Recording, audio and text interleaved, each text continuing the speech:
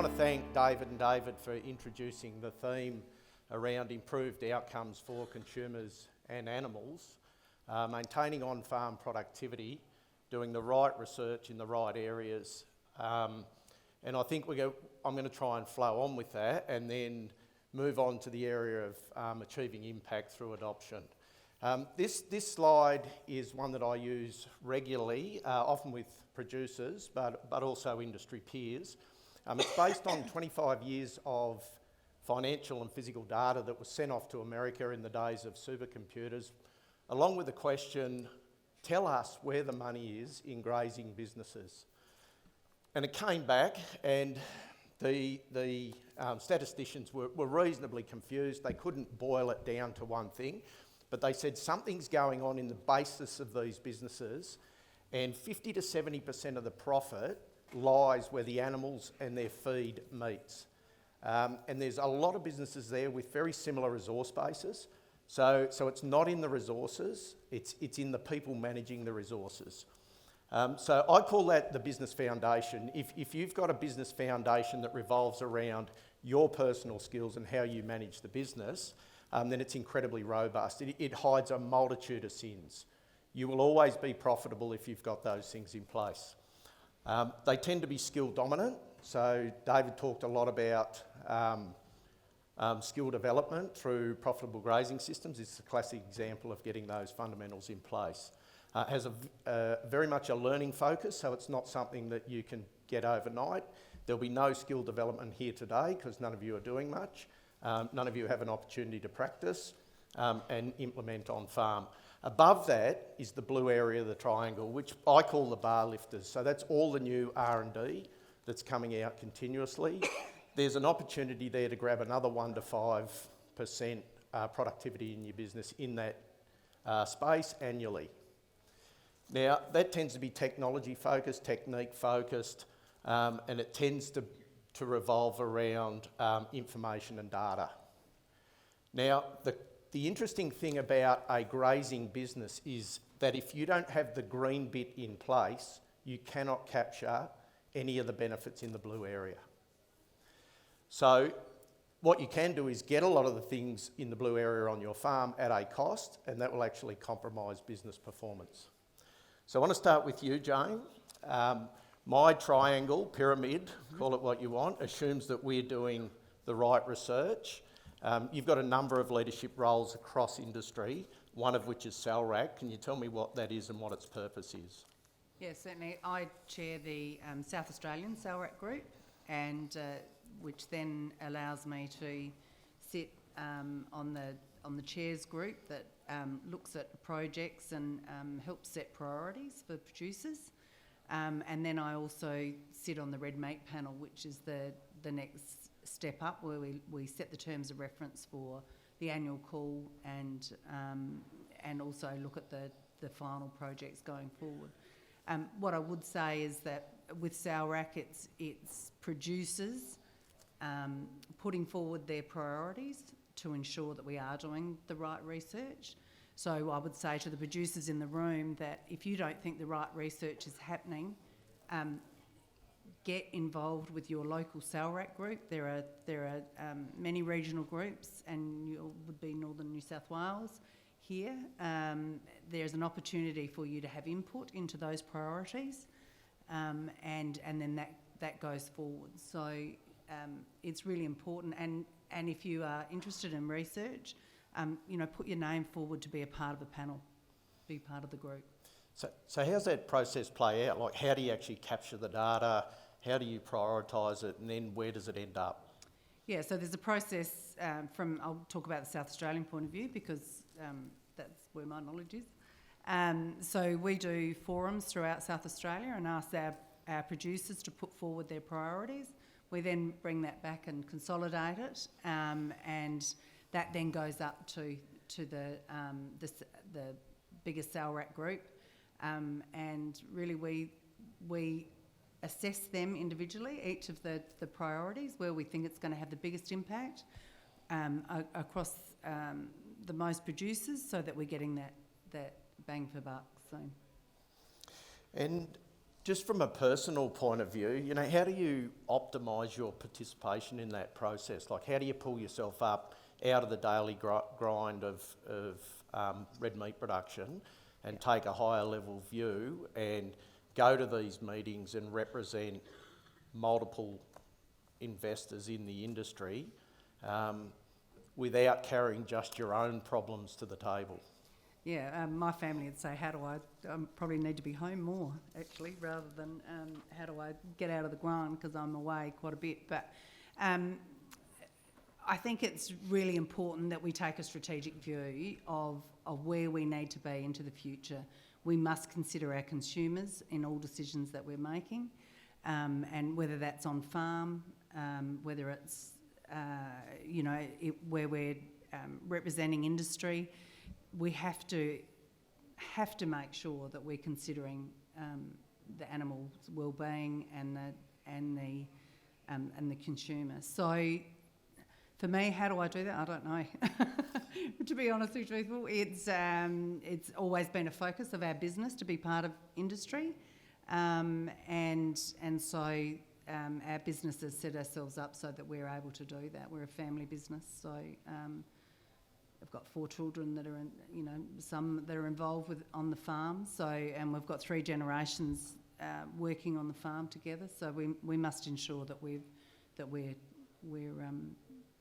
not just working in the business. We've got to work on the business, and for me that's the same within industry. To work on the business, you have to have a strategic view for industry as well. Yep. And one of the things you mentioned to me earlier was through that consultation process is trying to tighten the link between researchers, the producers and the deliverers.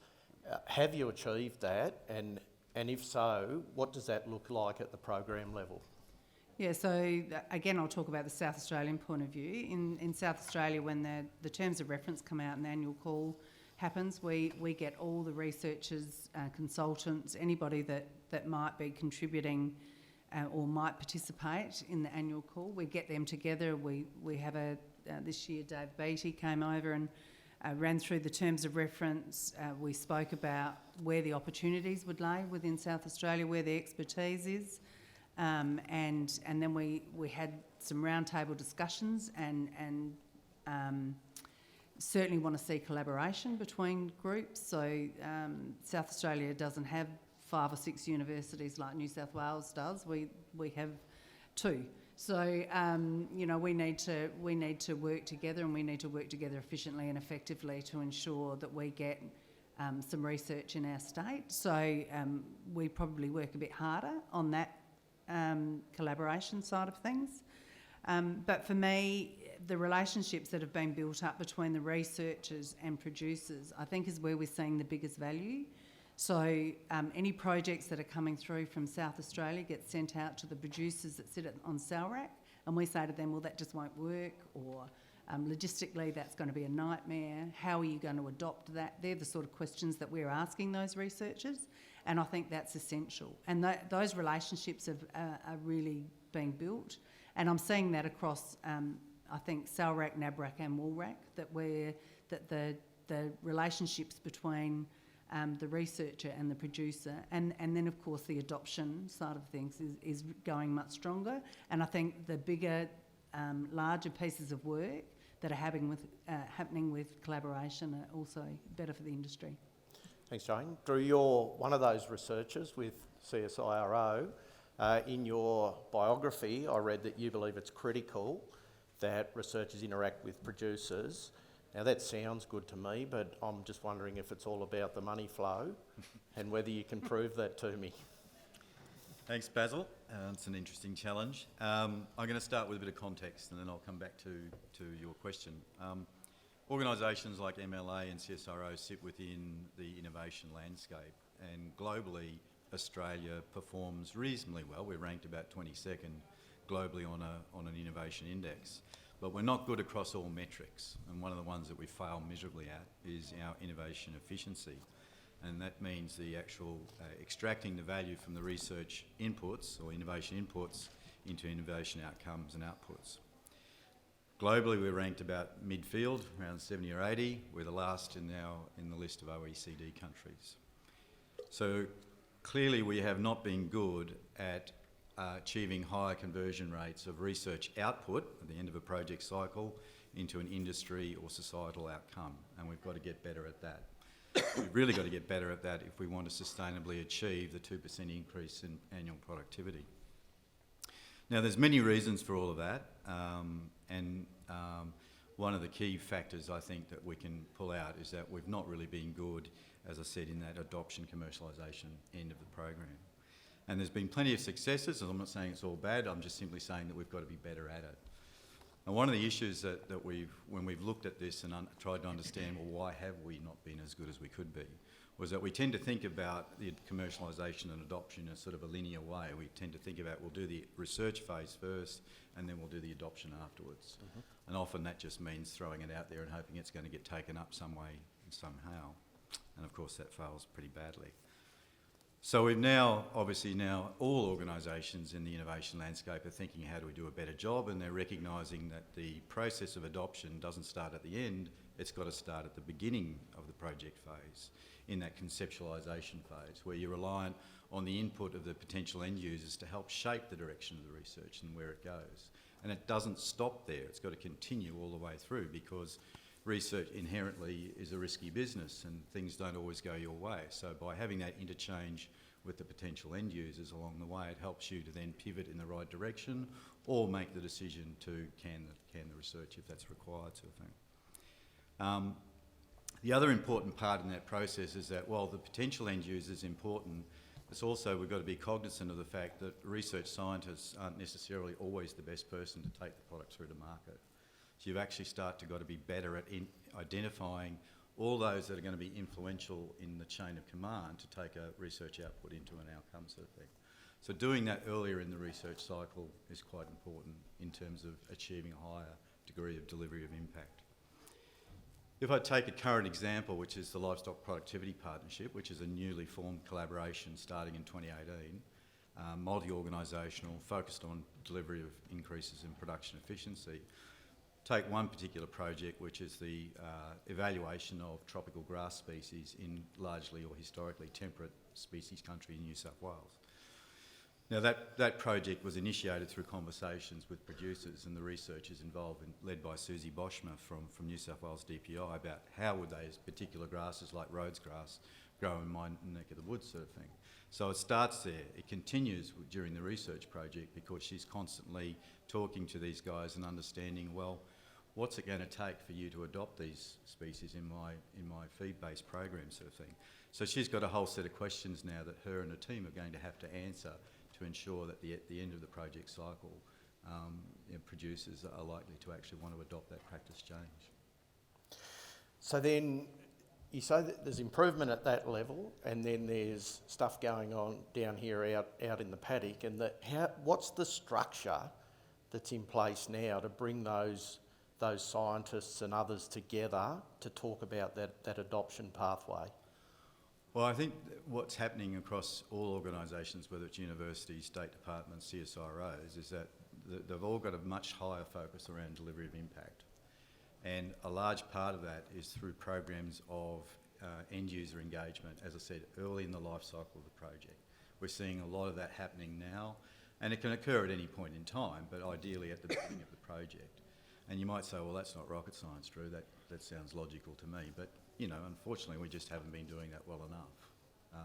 And I think what you're seeing is the emergence of that cultural shift in terms of the way that we approach R&D, particularly in the applied areas, of making sure that we're having those conversations, we're making sure that we understand what is the innovation pipeline, who's influential in terms of the delivery of the outcome, and making sure that we identify what's the value proposition for them to be engaged in that delivery.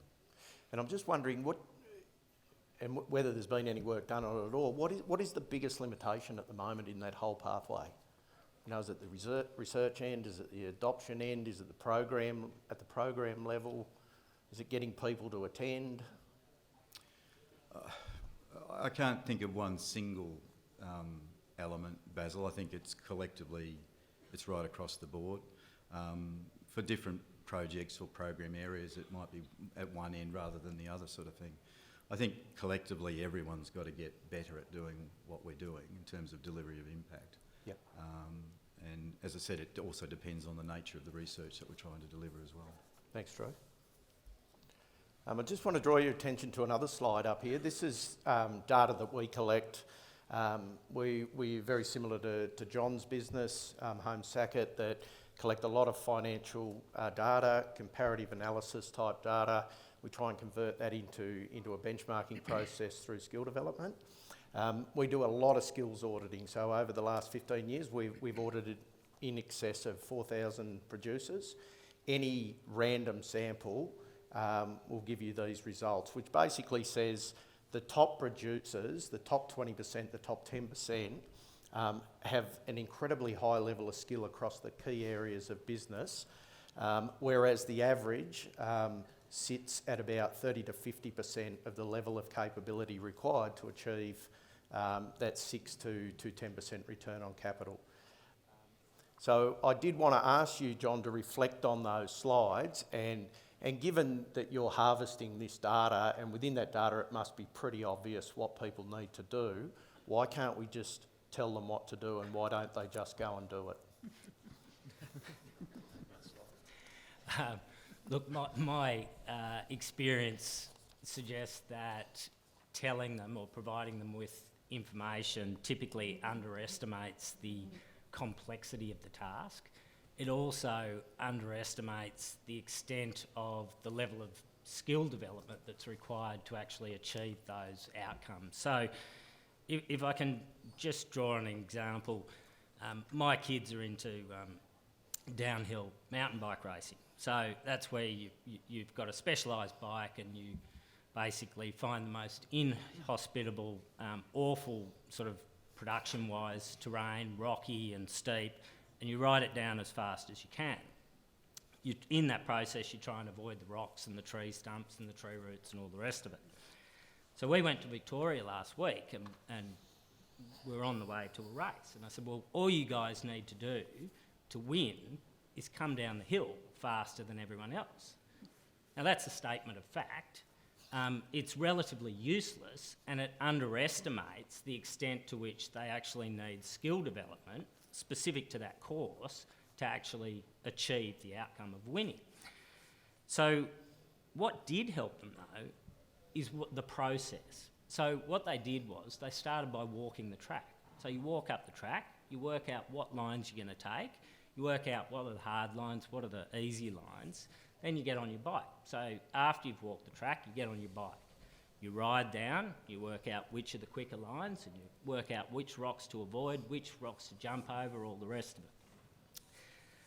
Then you observe the good guys, the experts, and you watch what they're doing, and you work out, well, I can do something a bit better, and you get back on your bike and you do it again. All through that process, you'll fall off the bike lots. But also, when you look at the development over time, from when they start to when they do their race run, they reduce their time by about 25%. Now, I think that's exactly the same in farm business.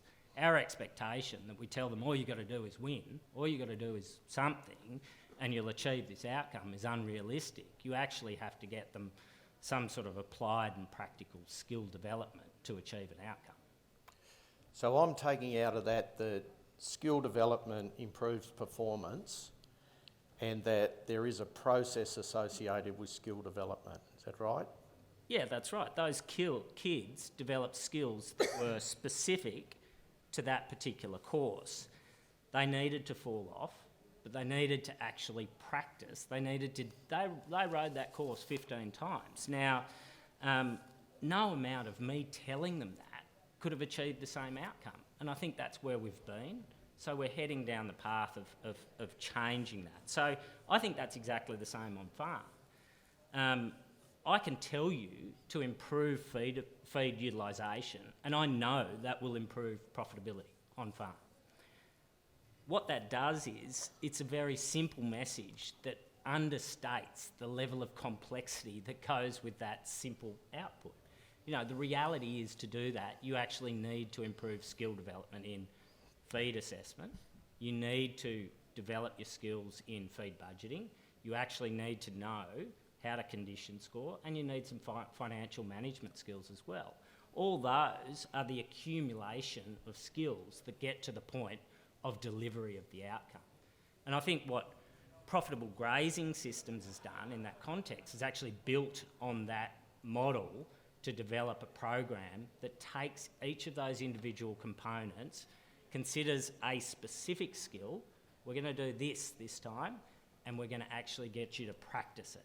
We do that in a supported learning environment, so that someone is there with those skills that can assist. When you fall off the bike, you can get back on, we can help you through it without the same level of pain that you may go through without that. The other part that I think is important of profitable grazing systems is that it's a repetitive process. So it's that repetition. I do the skill, I develop it, I come back, I learn it again. And the other part is, I think, the shared experiences. Those shared experiences with group learning is really important, because my experience is that, you know, you're actually working out through the knowledge of others how to actually navigate the path to have a superior outcome. So have you figured out at what age they start blaming the bike rather than their capability? No, but I can tell you that it's a toss-up between bikes and horses, which is most expensive. Stick with the bikes. Andrew, you're a vet and a consultant that has a strong focus on animal survival and wellbeing. What's your particular focus and activity in those areas? Yeah, thanks, Basil. So we're a vet clinic. We've got 10 vets and a number of livestock consultants, a feed lab and a worm egg count laboratory. And I guess we've sort of utilised some of the R&D and adoption, models that MLA have come out with recently. So the producer demonstration sites, we've run a couple of those. We've been involved in a number of profitable grazing systems. One looking at improving lamb survival, and another one how to get better reproductive performance out of maiden ewes. We've also been involved in sort of a fair bit of contract work through the MLA open call, and we find it a great way to sort of combine the research, the R&D and the adoption. So we're doing field work looking at important diseases or management practices that are affecting farmers. And what's great about it is that we're upskilling vets at the same time. We're able to do that research on farm rather than it being in a private, non-private, rather than being in a university or area that's most of our universities aren't actually located in agricultural regions, so we're not able to get that adoption happening as quickly. So we're able to do, for example, post-mortems on farm as part of research and development, and we're able to get that adoption happening immediately because it's actually at the face of a farmer, and you're doing it right there with them. So tell me a bit about that process of reducing ewe and lamb mortality and your sort of coalface role in that. So we 2 years ago we put in a application for a project, and it was based around trying to identify what kills ewes over lambing, so with a focus on crossbred ewes. So we felt like a lot of our client base had adopted the lifetime ewe management principles, but was still getting very highly variable ewe mortality rates, and we wanted to know why. And there's a lot of, research that's been done looking at specific diseases, but as a vet working with sheep producers, we felt like we didn't actually know what were those massive killers of sheep. So we all have our suspicions on what they are, but until we actually get out there and do some postmortems, we don't know. So we've got 40 farms involved in this project across Australia, and we go out there 3 to 4 times over lambing, and every animal that's died within the last couple of days, we're actually cutting them up and working out exactly why, so that then we can go back to industry and we can say, well, hypocalcemia, preg tox, foot abscess, vaginal prolapses, whatever it is, these are the major killers, rather than being sort of someone's best guess, which it sort of has been in the past. And again, it's awesome because we're doing it with the farmers. So the adoption's already started, and we're only sort of 4 months into the field work, because we've got 40 farmers that have actually learnt right then and there what's killed those ewes. So it's been great, and obviously they're spreading the word amongst the farmers around their area. So you said there the adoption's already started. What do you mean by that? Like they're just cutting up stuff as well? Or? Well, sometimes, yeah, but no, like I guess we haven't finalised we've actually, I think some stats are being run on it today, so I can't go into too much detail, but probably a really good example has been the amount of ewes that have died through dystocia, so lambing trouble, that people would have put down to hypocalcemia or preg tox. So a ewe just isolating herself, sitting down, and 2 days later she's dead. Well, we've actually cut these open and found that the uterus is torn while they're trying to give birth, and they've ended up dying of septicemia. So really switched on farmers are going, oh, gee, I've been calling those hypocalcemia for the last 10 years. So that's one that's been really, really useful. I guess we've also, it's the classic probably scenario where it's skinny ewes and very fat ewes, triplet bearing ewes and older ewes are really overstated in those mortalities, but it'll be really good to put some figures around what is the increased risk of death once you are over 5, over 6, over 7 years of age. Okay, and the pain relief story, similar situation or not? Well, yeah, I guess I think the pain relief situation for sheep producers is a really interesting space, and as a vet, it's at the moment we've got 5 alternative products for pain relief. We've got the we've got numbnuts, buckalgesic, Metacam, trisulfan, and our liquid nitrogen replacement for mulesing. What we don't have is really good research that compares them all to each other, so that we can actually tell industry what should be the gold standard. So it's our best bet at the moment. We know some of these products appear to be fantastic, and there's some research that shows some benefits, but as an industry, we really need to hurry up and get some really good data in front of these people so that we can give them really good advice. Because at the moment, we get phone calls from clients and they want to use something, but they go, well, which one is the best? Where's the data? And we go, well, there isn't any. We think numbnuts is probably going to be your best bet if you've got elastrator rings going on.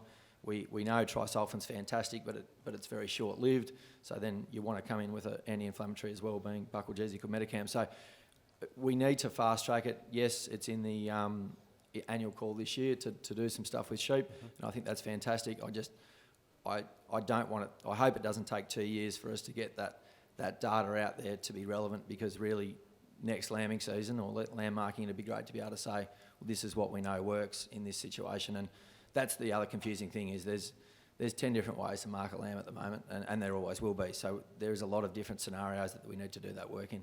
So should it take 2 or 3 years, given the approach you've adopted with ewe mortality? If we involve producers along the way, surely adoption can start really quickly. Yeah, absolutely. Look, it's amazing. You take some videos of how pain relief is working, and there's some great videos of numbnuts working, of people pushing sheep down a track after using it and getting great results. And so the adoption has, the Twitter sphere is helping that one dramatically, but we do need evidence, not just a video, because you can doctor up a video pretty quickly by waiting 4 hours after your lamb mark to make those sheep look good.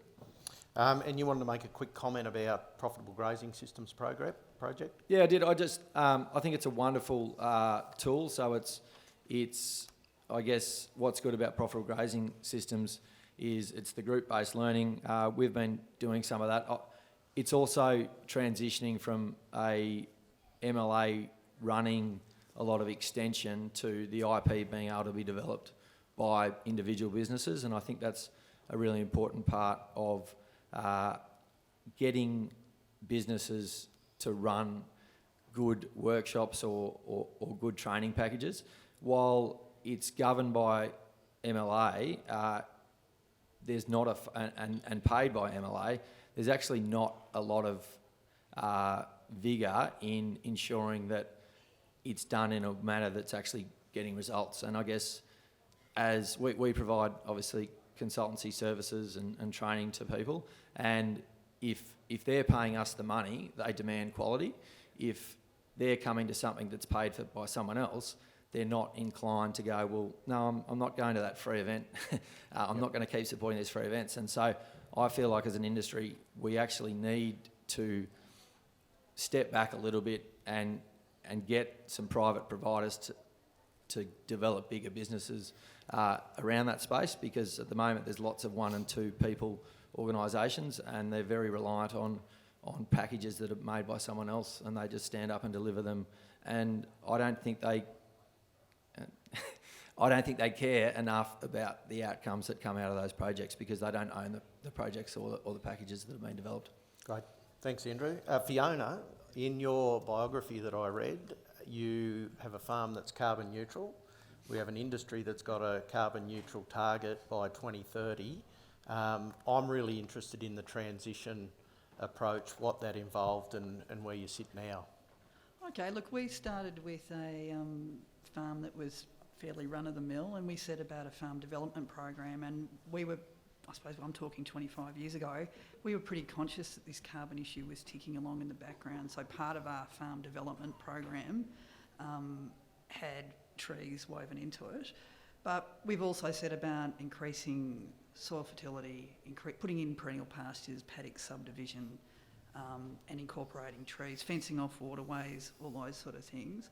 And I mean, really what it's done is we've been pushing productivity and taking that carbon neutral issue with us. I suppose at the time we didn't quite appreciate how big carbon neutral was going to be down the track, but we sort of set ourselves up. What we've got now is we've got better soil health, we've got better pasture productivity, we've got higher stocking rates, we've effectively doubled our stocking rate, and we've got a farm that's actually fixing more carbon than we're emitting. With the trees, we've got better animal welfare because we've got sheltered paddocks where we're lambing, we've got cows that can get in the shade to get out of heat stress, we've got Angus cows, and we've had some pretty hot weather when we've been going in a cow synchronisation program, so managing heat stress I think is going to be more of an issue in the future. We've also got a big increase in biodiversity. We've got sort of bird watchers and stuff that now say we've got about 110 different bird species, and before, when we didn't have any trees, I think the only time we had birds turn up is if something died in the paddock and we had some crows drop in. So it's a big change. But the other thing is we've got a much better environment also for people. People, if you've got to go out and work and you can get in the shade and you're out of the wind, and that wind chill factor where we are on the coast is pretty shocking. I think it's also given our business a bit of a boost. I've got 3 kids who are all at uni, all at different unis. None of them are probably going to come back on the farm, but they're all pretty passionate about what we do. And they're a generation that are worried about climate change. And there's lots and lots of information out there that keeps telling people that red meat's bad for the environment, that we should go to a more plant-based diet. And I've got 3 kids who are absolute champions now for the red meat industry, because if they've got friends that say, oh no, you shouldn't eat red meat, they're going, that's bullshit. We've got a carbon neutral farm. If you do it the right way, we're part of the solution, we're not part of the problem. And I think that's a really important message for this carbon neutral stuff, is that red meat isn't a bad thing for the environment. So the most interesting thing in there for me is that you're saying that carbon neutrality, biodiversity and profitability aren't antagonistic. No, they go together. And it's there's plenty of information out there that if you increase perennial pastures and you've got good soil fertility and you're controlling weeds, you're fixing carbon, but you're also upping stocking rates and good grazing management, having paddock subdivision so you can spell pastures and allow regrowth, optimising feed quality so that you've got animals that are having access to high feed, and you've got reduces carbon emissions. So after your kids call bullshit and their friends say to them, how can you prove that those things are right? Like, what do you measure on your farm? How long have you been measuring it for? What's the hard data behind that? Look, we're pretty neurotic on measuring things, because our philosophy is if you don't measure it, you can't manage it. So we've been doing soil tests since 1993. And we soil test 1/3 of the farm every year. So we've got a real bank of information on soil carbon in the top 30 centimetres. We also measures livestock performance, pasture performance, ground cover, all that sort of stuff. So we really are pushing production. But what we've found is that we've had a steady increase in soil carbon. It's been going up, but look, we're tapering off. We're about 3% soil carbon. And what it does show also is we're using a lot of things. There's the emission reduction fund figures for soil carbon and how much you're fixing. Then there's a lot of work that Melbourne University's been doing on trees. About half the carbon that we're fixing is in pastures and half the carbon we're fixing is in trees. We can see that the soil carbon ability to keep putting it in the bucket's going to taper off. But a small percentage is still a lot of carbon in a small percentage increase, but the future will be in trees. Trees keep growing for 25 years and fixing lots and lots of carbon. If you've ever had a tree fall on your fence and you've got to cut it up, there's a lot of stuff there. So, and we've probably got potential to put more trees in the system, but putting the trees in the system hasn't reduced our stocking rate, it's actually supported it. So, I've seen some of the before and after shots, and you call the farm run-of-the-mill. It might more appropriately have been called run-down. So you have that transition between, fairly run-down to improved, and increase in carbon associated with that. I mean, is it a lot easier story with a run-down farm to get that change? look, I think there's more scope to put a bit more carbon in the system over a long term, but the bottom line is you don't want to run things down. I mean, you want to make money, and no one ever made money by running their farm down. And it's much easier to be green when you're in the black and not in the red. So I think everything's got to focus on production, and that carbon neutrality thing comes with it. They go hand in hand together. Yep. So you believe the red meat industry can be carbon neutral? Look, it's certainly, I think it can. I don't think it's impossible. I think there's probably lots of people sitting out here that are probably carbon neutral, but because they haven't got the soil test data behind them, they haven't got the figures, probably don't feel confident that they are. I think there's some really good extension stuff coming out of MLA with some case studies, and I think that will give people a better understanding of what's involved. I think also we've got to keep in mind that this carbon and soil carbon issue is a really mainstream issue. It doesn't belong to a particular group in the farming community, it's everywhere. And I think we've also got to be really aware that this is part of the social licence issue for red meat. We've got people who have got whole businesses set on coming up with meat substitutes and saying that red meat's not good for the environment. I think we've got to make sure that we tick all the boxes. Can we do it by 2030? I think we can. As I said, I think there's a lot of people out there that probably are already doing it, but we haven't quantified it. You said yesterday we could do it easily. Oh, I think we can do it easily. And the other thing I thought about from yesterday, look, I think it just goes with production. If you can't do it if it's not raining. That's the big challenge. But I think the other thing we've got is you've got pastures, you've got livestock, and you've got trees. I think there's more scope for trees in the landscape. But I also think the other thing we've got to do is we've got to look at livestock. Every animal you've got going around is belching out methane. We've got to make sure we don't have any passengers in the system. So, if that means you've got to get better and preg test, and anything that's not performing goes really quickly. So you don't have any passengers that are contributing to the issue. It makes your farm more productive as well.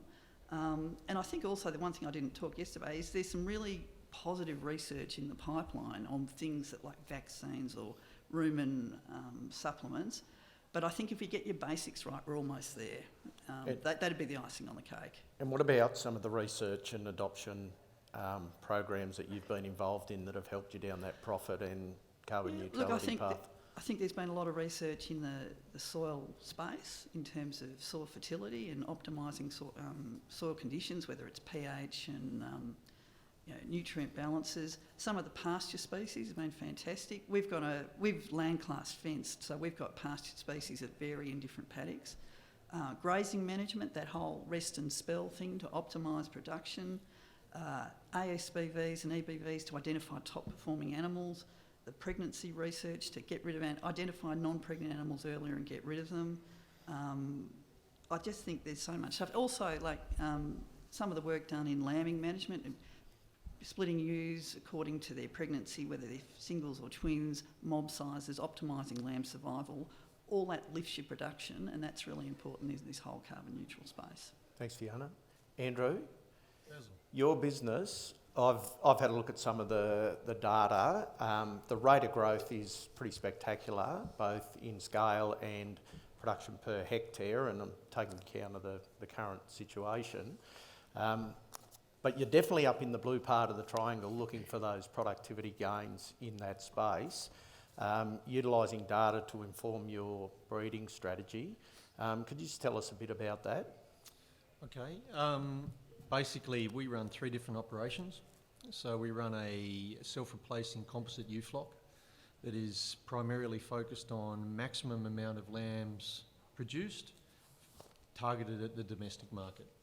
How we do that, we use a program called Pedigree Matchmaker in the field, which allows us to nominate. All of our ewes are electronically ID'd and allows us to actually select out which ewes are actually producing twins every year. And we also use ASPVs on our lambs, selected at number of lambs weaned. So to the point where we'll have 4-year-old ewes now producing over 200% lambs. Obviously, as Andrew said, you know, our lamb survival's a challenge to actually maintain those sort of numbers, but that's what we do. In our cattle operation, our Angus herd, it's split 2 different ways. One is a self-replacing Angus herd, which is all performance recorded. We run our own internal indexing. Everything's weighed every time it comes through the yard. We try and fat score to the point where we still have in the old days when the Meat Research Corporation was up and running, we still have an easy scan ultrasound, and every now and then we'll wheel that out just to determine the differences of fat depth on cows to the actual weaning ratio of the calves.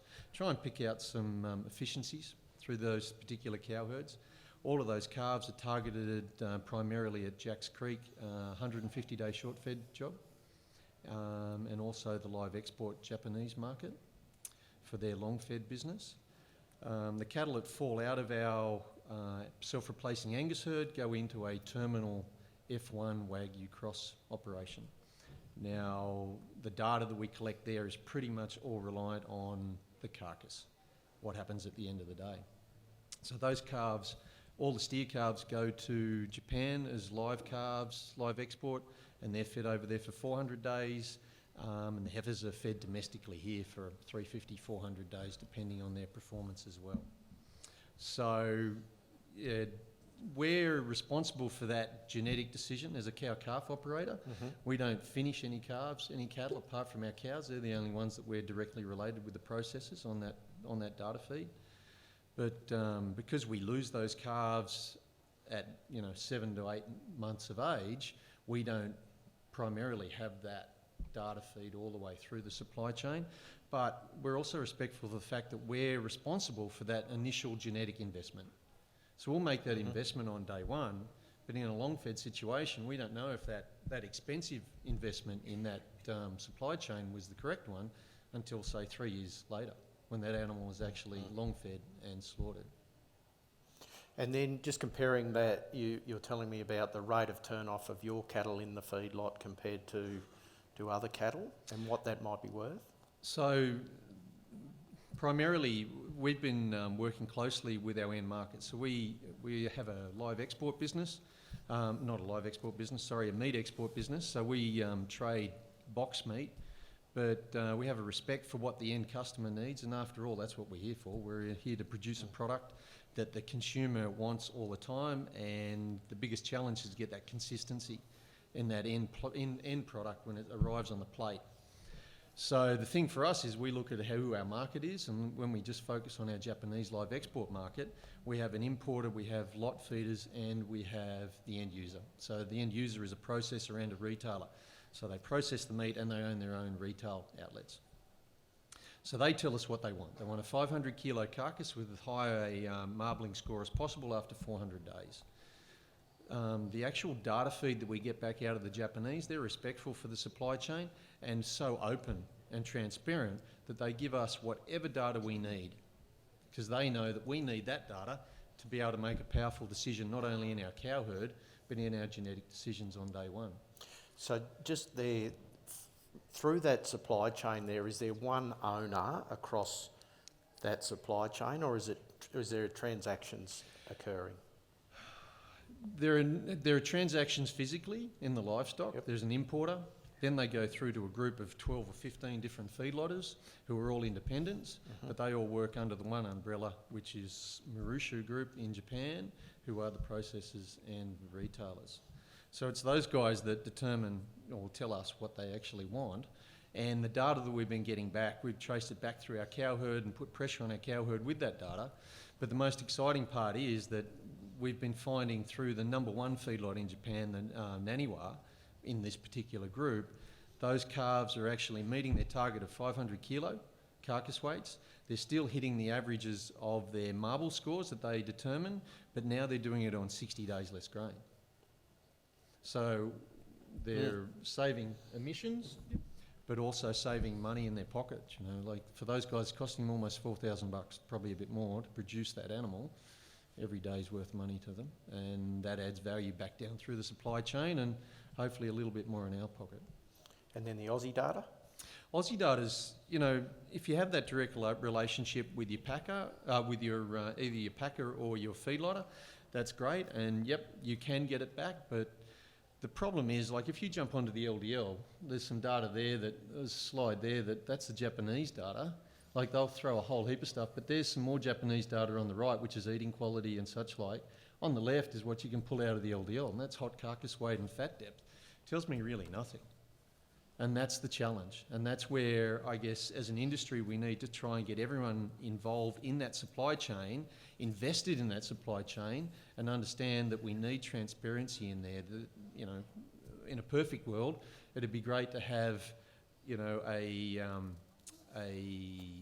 data set that if you've owned that EID in its lifetime, you're able to access that data.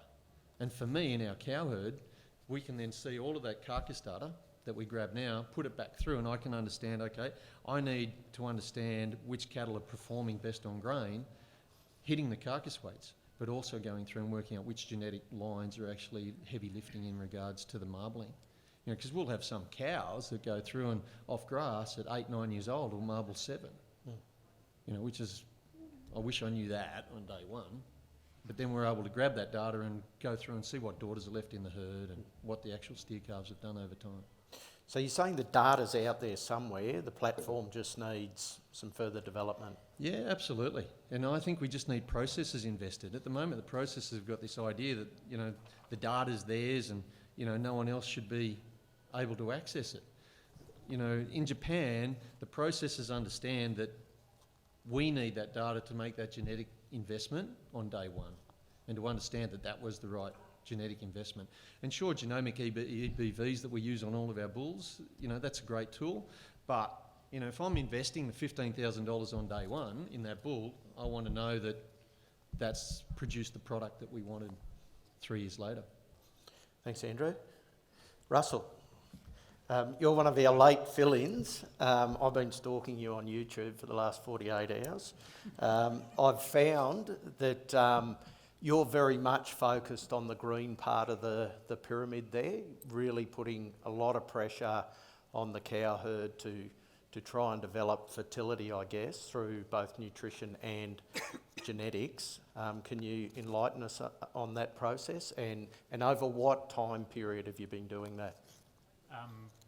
Probably goes back 35 years since we started actually putting a heap of pressure on the cow herd, removing empties. I mean, it's just preg testing. It was pretty basic back then and a lot of work. Continuously mated herd. It kept us pretty busy to try and do that. So look, and then about 20 years ago, we bit the bullet, went to seasonal mating, and at the same time started to introduce bulls with high EBVs relating to fertility. And during the journey, I guess, for the last 20 years, the results of that have we've increased our weaning rate from, I guess, was a fairly industry standard up there and still is, of around that 40 to 50%, to a consistent 76 in our operation, and at the same time reduced breeder mortalities from, again, an industry average up there of 10% to 0.5%, and through the same period, increased our turn-off weights. Our cull cow weights have, our kill weights have increased by 10 to 15 kilos, having never selected for growth in our operation. And that, to me, points to a very strong correlation between fertility, selection on fertility, which is very easy, to adaptation and doability. So 30 years ago to 20 years ago, somewhere in there was a trigger to do some stuff differently. What was the trigger? How did you work out what you needed to do? Measurement, basically, measuring what we're doing, because if you don't measure, then well, measuring was a fairly big revelation to us, because it's all about cost of production, and when we found out what our cost of production was, we realised pretty smartly that we were going to be out of business pretty quickly if we didn't address some of the profit drivers towards a breeding business in North Queensland. And so we just set about systematically to, in our business, the best way to deal with cost of production issues was to dilute the cost with improved production, and that's what we set about to do. So on the nutritional side, what did you do there? Look, we went to basically spelling country. We have improved pasture mix by adding stylos to our pasture, and that's a pretty big job across several 100,000 acres. Look, I think one of the biggest game changers in our show was finally getting around to supplementing with phosphorus properly. We have less than sort of 6 parts per million phosphorus in our soils, and when we addressed that issue, it changed things markedly as well. So if I take John's comments on board about this requirements for support, who supported you through that process? Look, we always had a very close working relationship with the local department blokes up there.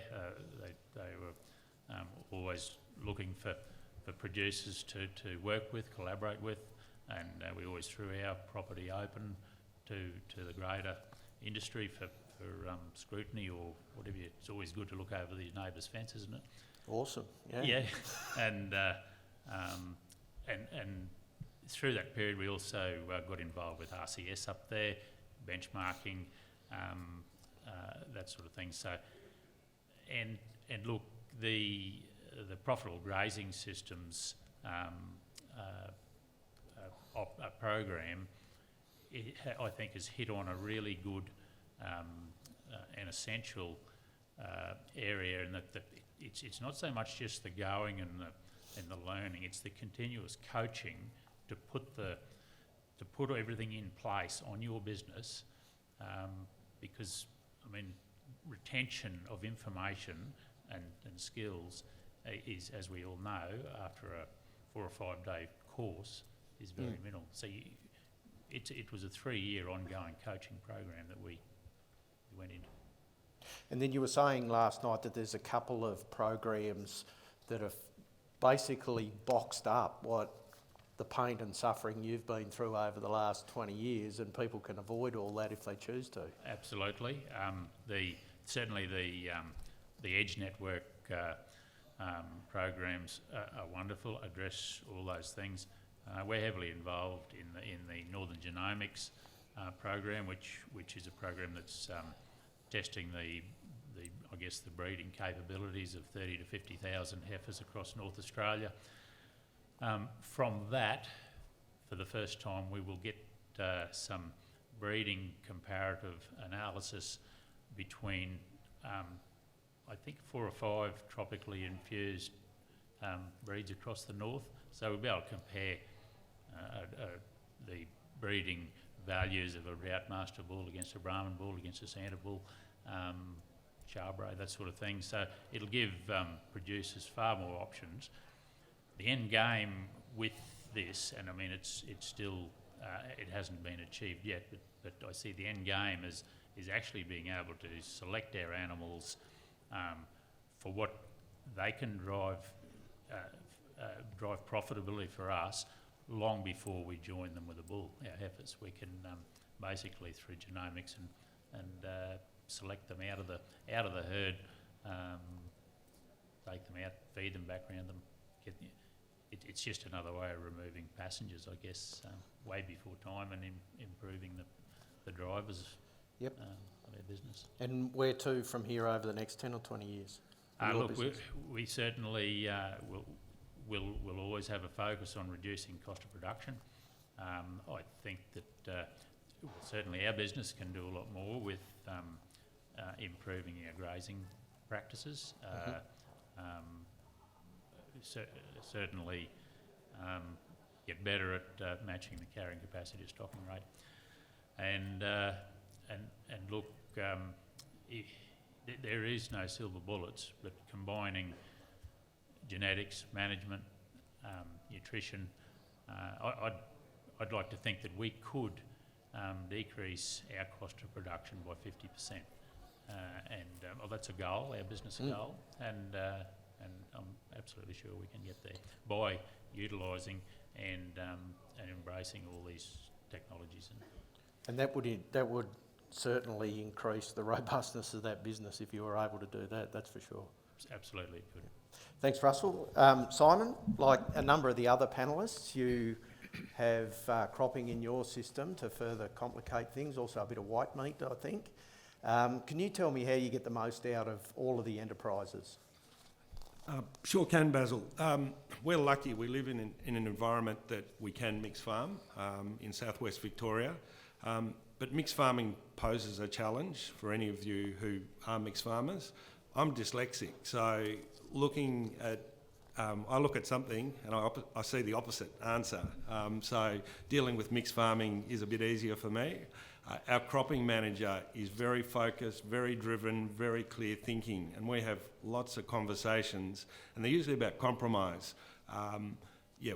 What can we compromise in the business to make it go forward, the whole business go forward? And he's very much, cropping is the be-all and end-all. I see what he does and think, there's opportunities elsewhere.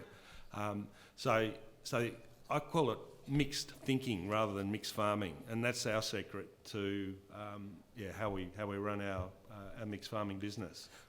So complementarity as well as linking it to the benefits of both, and then tell me about the soil amelioration process as well. Well, part of some of the advantages to our mixed farming system is we grow lots of biomass. We'll end up with a 10-tonne residue after a crop. What do we do with it? My cropping manager says, I'm going to grow as much as I can to get the biggest yield I can. I look at all the biomass they're growing in winter when we've got a feed gap to feed our sheep and cattle and say, right, that's a resource I can use. And he says, don't you dare put animals on my crops. I've just spent a fortune growing and all our cropping stuff's up front. And we had lots of discussions for a number of years, and I finally won the battle and turned a big mob of 3,000 wethers in onto one of his pristine crops, and he nearly had a heart attack. The benefit to him is he didn't have to outlay for growth regulator in that crop. Our crops get too big and we have to stop them growing. I consumed, with the livestock, I consumed that biomass, had the advantage of feeding my animals out of season during the winter, but also saved him some machinery operation activity and the cost of it. Goes on, and so that I won some fans there. We now go on. Always there's an issue with stubble residue after harvest. During the Commonwealth Games, the government banned us from burning stubbles because they didn't want Melbourne shrouded in smoke with all the international visitors. And it's not long before that will become mandatory in Victoria, I believe. So we have to deal with that straw residue. We've got a free range or range bred piggery, and we finish our pigs in eco shelters. We now bale that straw, put it through the eco shelters, and we've got this wonderful organic product to put back on our paddocks. The farm manager is really excited because he's got free nutrient, doesn't have to do anything. The exciting bit to me is our hostile subsoils in southwest Victoria are the limiting factor to us really raising the bar with production, both for cropping and livestock performance. We can use that product, compost it down, put it into the subsoil and have a huge impact on increase in biomass and crop yields. So it's really exciting. We're having win-wins everywhere. There are some things you can't compromise on and we have to identify them, but there are lots of things we can compromise, and if we do it properly, that's a win-win situation. And in your spare time, you're a research scientist? Yep, do a bit of research, yep. So you also believe, again, that feedback loop from advisors and producers to the research scientists is critically important, and you're able to give me an example of that? Yeah, look, it's absolutely critical. As farmers, we can't do it all ourselves, and researchers, we can't do it ourselves. There's nothing gets a researcher more excited than a producer coming to them and say, hey, I want to be involved. Please come and do some work with me. I've got these problems. You sound like you've got some solutions, perhaps. Let's get together. And I saw that when I was working on the Grain and Graze project, 1, 2 and 3, or all 3 projects. And the introduction of grazing crops was part of the work we did. And we thought we'd done a fantastic job. We grazed our crops, had very little impact on grain yield, which was one of the drivers of it. And we're also providing a feed source out of season for our livestock. So we patted ourselves on the back, great job, Nobel Prize for agriculture coming up. 4 or 5 years later, a couple of farmers said to me, Simon, we're grazing our crops, but we're not achieving the outcomes that you were telling us about. We're not growing our lambs at 400 grams a day. We're not growing our cattle at 1.2 kilos a day. We're doing about 300 kilos a day. And I started to think about it and did a little bit of research. And there's some issues with this high quality feed that we're all rubbing our hands together saying we've got access to it. We're going to play merry hell here. But there's issues with that high quality feed. We've got to do more research into that. I've done some work with La Trobe Uni, and we fitted Fitbits on your watches. Anyone who's got a watch and is keen on their exercise, it tracks what you do. We can do that with agriculture, and that's the exciting thing about where we are at the moment. Innovation and technology can help us do the research that we had to do in pens, in sheds years ago. We can now do it in the paddock. So it's vital. The feedback that I got back from farmers, I went back to the researchers at the unis and said, hey, we've got a problem. They came back to me with this Fitbit technology, and we've put the two together, and we've realised there's a real problem with rocket fuel feed in winter. We haven't got the answer yet. Look forward to seeing it soon. So Grain and Graze, that was a project for croppers and livestock. It was, Basil. It was the first real collaboration between livestock, the wool industry, meat and livestock, grain industry and the federal government. And it had a vision of improving mixed farming in Australia. And it was great. Didn't work perfectly, but it was great to see that 4 industries or bodies can come together with a common theme, and that's what we're asking for as farmers, to all get on the same page and take our industry into the future. So do you see more of that having to happen into the future, given where the changing operational environment's heading? I think it's essential, absolutely essential that we work together. There are so many challenges out there, the anti-farming, climate change, droughts, changes in political influences overseas on our markets. We need help. We need help to combat those. We need to work together, and let's all get on the one page. So what's the real reason for running all these enterprises? Are you trying to diversify your business and make it more buffered? Is it a way of building resilience in this changing environment? yeah, it's all about resilience, making us more profitable. And as Fiona said earlier, if we've got some dollars in our pockets, we're more likely to be more environmentally responsible, work on this carbon issue, and move forward, move in the direction that we need to. We need to work together. An example, a number of years ago I worked with an IVF specialist and for test tube calves. And this guy just needed somewhere to practice his wares. It was early development 25 years ago. Richard came to us, and so we mucked around, and it was a bit of a pain in the neck. But he did what he needed to do. He's now got a thriving business from Rockhampton right down to Tasmania, breeding IVF calves. He also does stem cell therapy, repairs racehorses' bowed tendons, and he's got Group 1 winners that have been through his process of repair. We had a bull that we thought pretty favourably of. He jumped a fence thinking, I'll get to those cows over there, I'll fix these girls up. He did his ACL. Normally he would have been hamburgers.